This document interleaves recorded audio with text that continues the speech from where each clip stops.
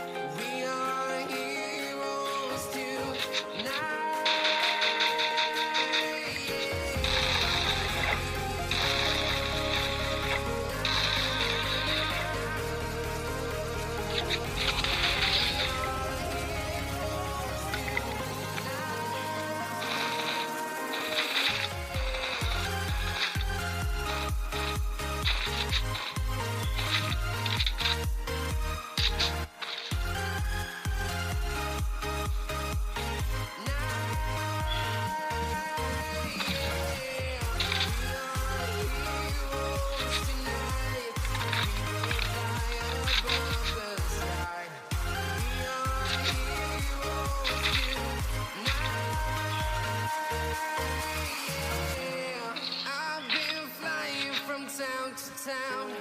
from London to Taiwan,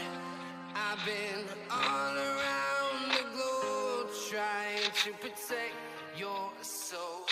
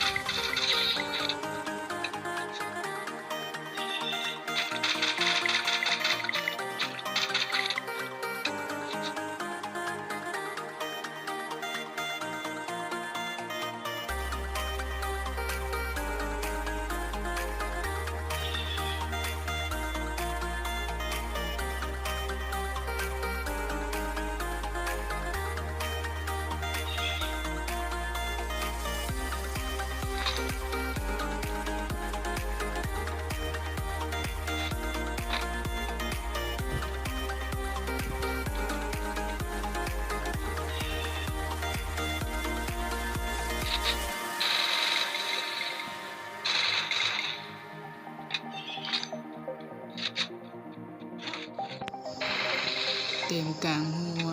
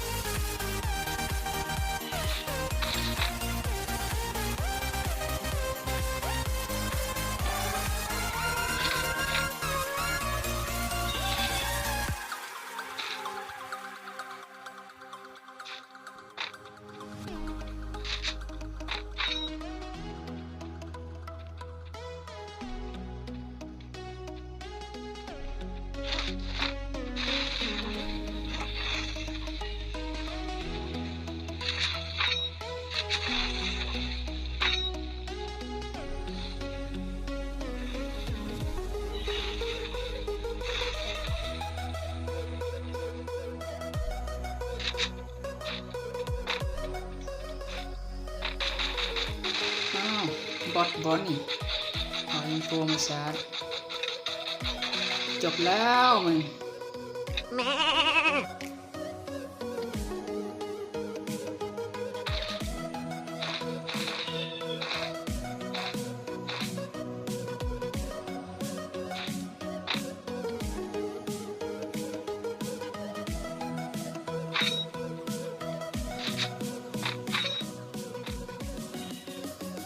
อันนี้แอร์ดรอปอีกแล้วเดินตีนไปบ่นี่ No.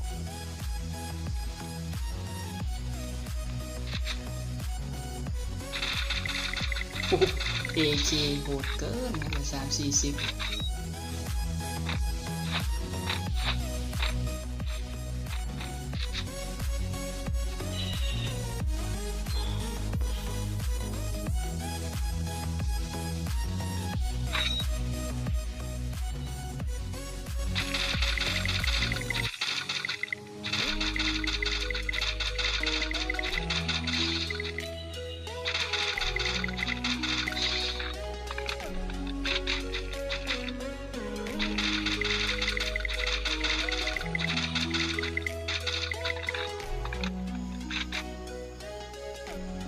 โอ้เน็ตกูไปแล้วเกาบวกเลย เกินไปบางทีนะช้าเกิน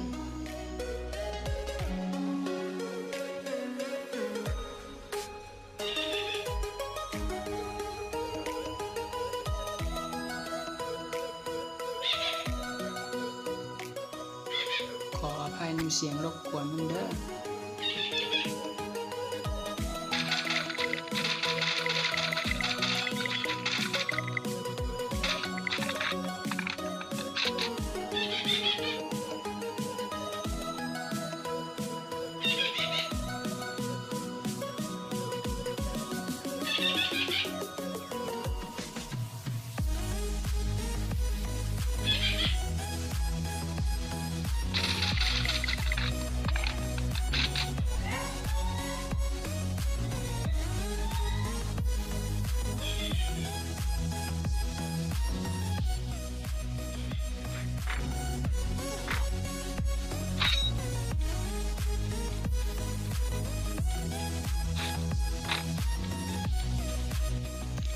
3 คนสุดท้ายนี่ขอมันเลยได้บ่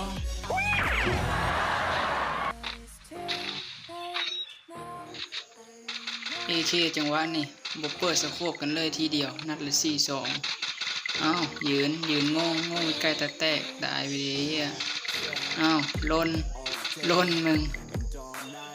โอ้เอาเรื่องแล้วเปิดแกล้งไปพอละสั่งดูพอกมากตายระเบิดจบแล้วโอเคจบไปแล้วขอบใจทุกๆคนที่รับชมอย่าลืมพากไปกดติดตามช่อง YouTube RIP Gamer เนี่ยเด้อขอบใจ